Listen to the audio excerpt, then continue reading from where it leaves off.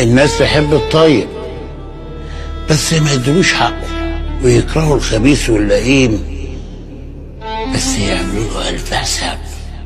هي الدنيا كده، قادر ومقدور عليه، وعليك تختار. بس خلي بالك، لدغة الغريب توجع، إنما لدغة القريب تقتل. So something I wanted to also get into was I guess the start of the U.S. relationship with Saddam Hussein. Now, Saddam, obviously, I think the CIA, from my understanding, the CIA was in contact with Saddam Hussein before he became president. Can you speak a little bit to that? Like, when did that covert relationship begin? Because Saddam helped import Ayatollah Khomeini into the country. So when exactly did that relationship start with Iraq? So Eisenhower began funding the communists, hoping that even though there was a possibility Iraq would end up in the Soviet sphere, at least it would be easier to get it away from the Soviet sphere than it would be to get it away from a unification event with Syria and Egypt. In the end, the socialists won the revolution, but they had to compromise with the communists because the communists were just powerful enough. And so the compromise was that Iraq would only symbolically join Egypt and Syria, it wouldn't in reality join. They ended up with a guy named Abdel Karim Qasim as their first head of state, and stayed out of the United Arab Republic. Didn't join the Soviet bloc. It was about the best result the United States could have expected to have happen, right? Done with the British, didn't join the Soviet bloc, and not part of the United Arab Republic. Once Iraq seemed like it was clear it wasn't going to go in one of those three directions, in 1963, the CIA went and assassinated Qasim.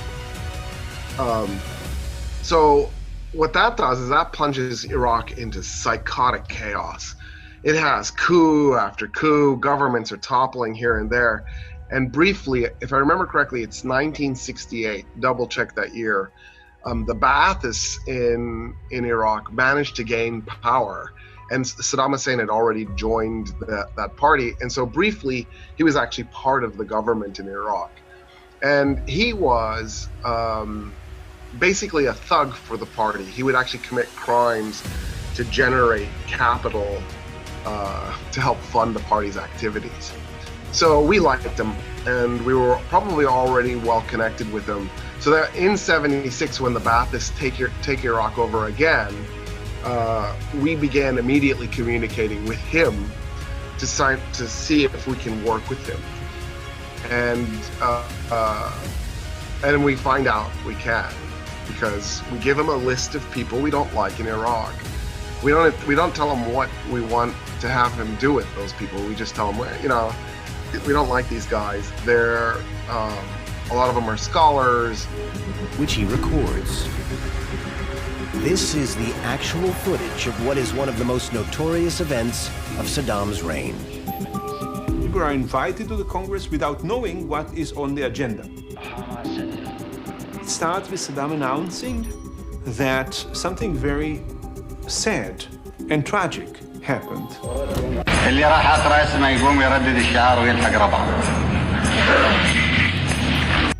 ويعود إلى الوراء قليلا، يقول يربط خسارة كارتر المرتبطة بالرهائن الذين الرهائن الأمريكان الذين احتجزتهم إيران لمدة 444 يوم، وإخفاق إدارة كارتر بتحرير الرهائن تسبب في فوز ريغن.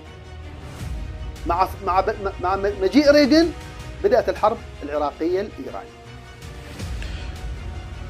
Do y'all know that Saddam Hussein worked for the CIA?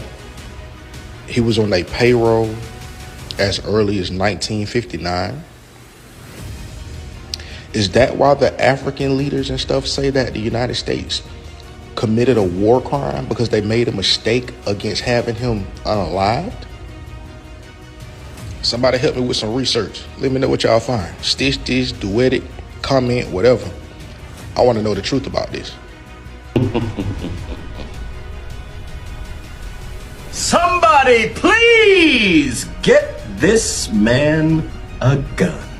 Crazy Facts About Dictators, Part 35. Saddam Hussein worked for the CIA, according to a former senior State Department official that spoke to United Press International. In the late 1950s, whilst in his early 20s, Saddam Hussein became part of a plot to dispose of the then Iraqi president, Abdul Karim Kazim. Saddam was installed in an apartment in Baghdad by the CIA, directly opposite to Kazim's office in Iraq's Ministry of Defense, with the intention to observe Kazim's movements in preparation for an assassination attempt, which was eventually set for October 7, 1959. However, the assassination was completely botched. Sources vary, but one former CIA official said that Saddam lost his nerve and fired too soon and hit Kazim's driver instead. During the attempt, Saddam's leg was grazed by a bullet from another assassin, and he fled to Tikrit and then to Syria, where he was transferred by Egyptian intelligence agents to Beirut. Whilst in Beirut, the CIA paid for Saddam's apartment and put him through a brief training course, according to a former CIA official. After Beirut, he spent time in Cairo in exile, and in 1963,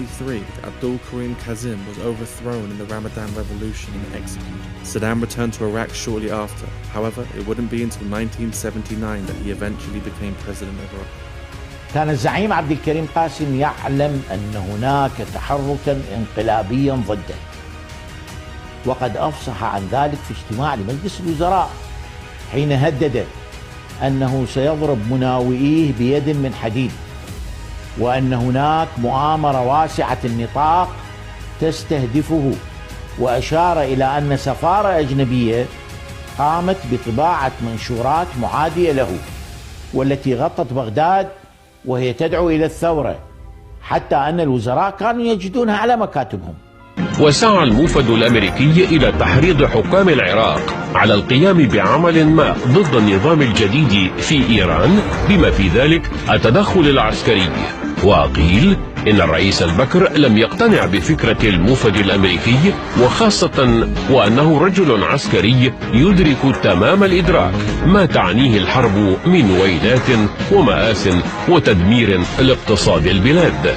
وبعد انتهاء اللقاء مع البكر، التقى الموفد الأمريكي مع صدام الذي كان آنذاك نائبا لرئيس مجلس قيادة الثورة، وبحث معه نفس المواضيع التي بحثها مع البكر.